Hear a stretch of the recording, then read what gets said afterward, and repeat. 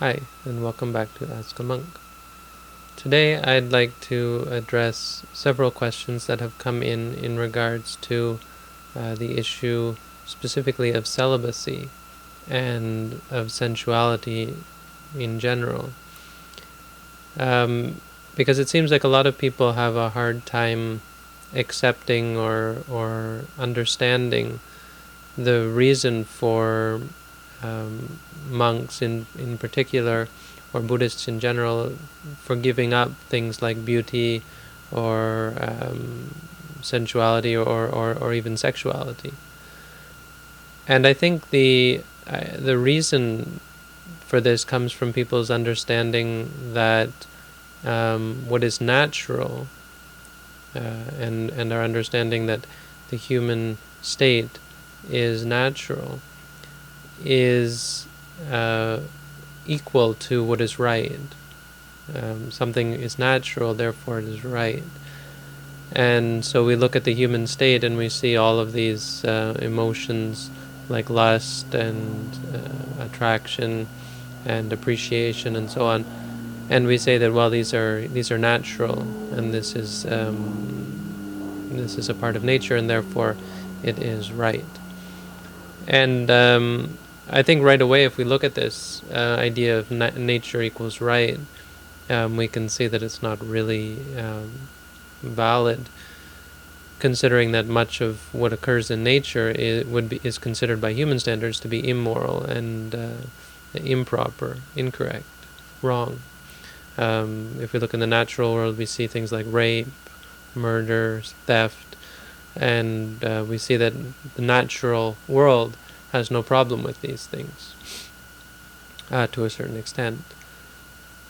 And I would further say that there's no reason to believe this, that what is natural is what is right. In fact, according to Buddhism, our natural state is one that arises from delusion. And the difference in understanding here is that for most people, we're like a fish in water. All we know is the environment that we've grown up with. And this is how we look at the world. How we see the world is like through the eyes of a fish when it looks in the water.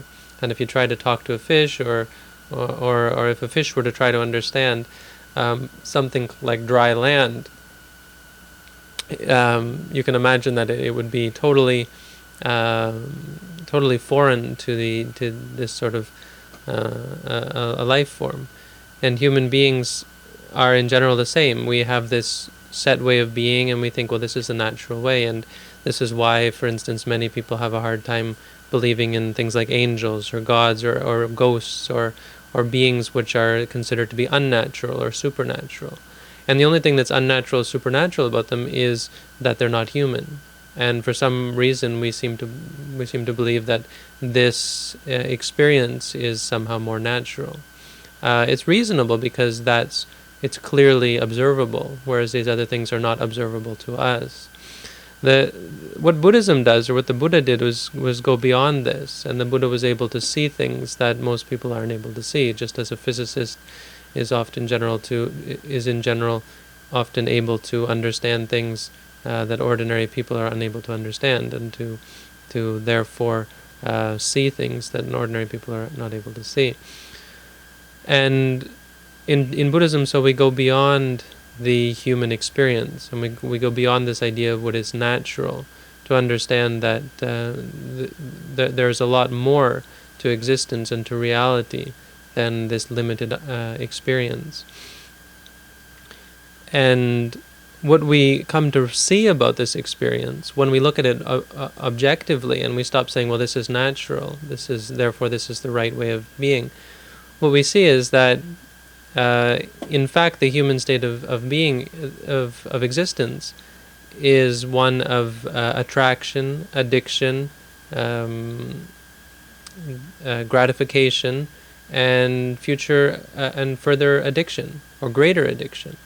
If we look at the chemistry in the mind, if we look at how addiction works, we can see that in everything we do, the whole of our existence and our gratification and the human happiness is one of addiction, is one of continued increased attachment If we look at how the receptors in the brain work, these chemicals arise and they're received by the receptors when we have a pleasant feeling, and so that gives us this sense of calm, of peace, of contentment. But what happens is that reaction, or that coupling of the chemical and the receptor, weakens the receptor. So next time, it takes more of the chemical and hence more of the phenomena, more of the experience to make us happy. This is why for many people marriage is often not satisfying, and people will engage in extramarital affairs. It's why we find ourselves having to seek out new pleasures all the time, greater and greater and more exotic pleasures. Why we can't be content with the same stimulus over and over again. It's a well-documented fact. In meditation, this becomes even more clear, and from a more objective point of view, that we can actually understand for ourselves.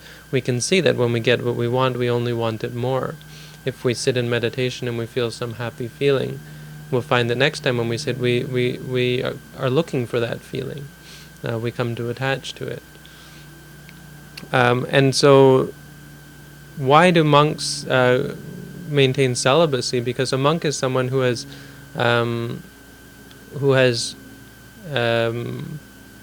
vowed or set themselves on becoming free from all sensuality, from all addiction.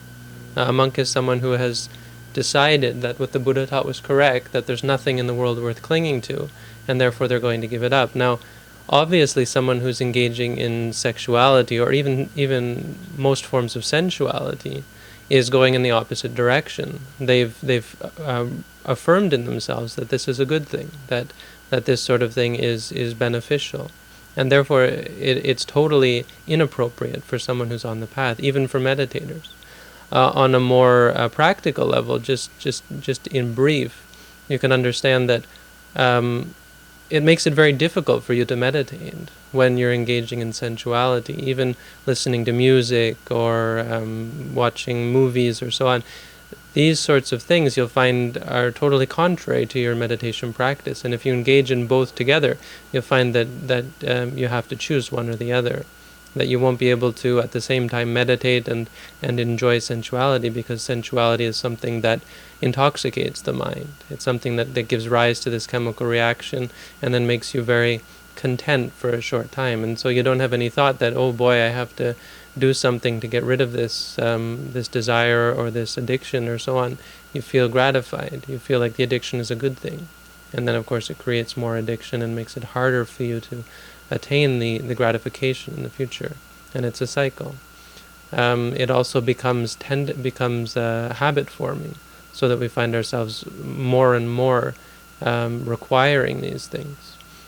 So for a monk, it's antithetical to our practice, and it's considered very bad form. In fact, if a monk commits a sexual act, they're no longer a monk. They have to.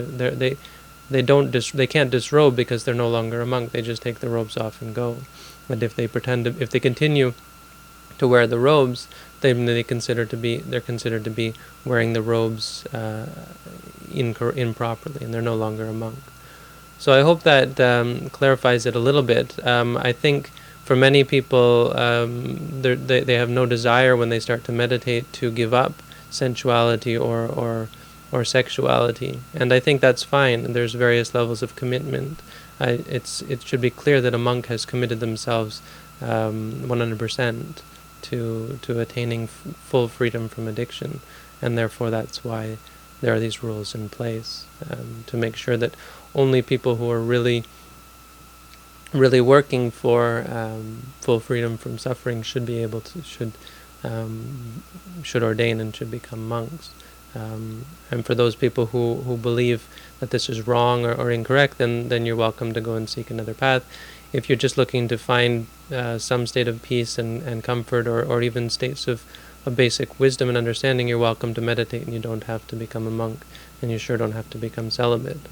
Okay? So I hope that helps to clear things up. Thanks for the questions. Keep them coming.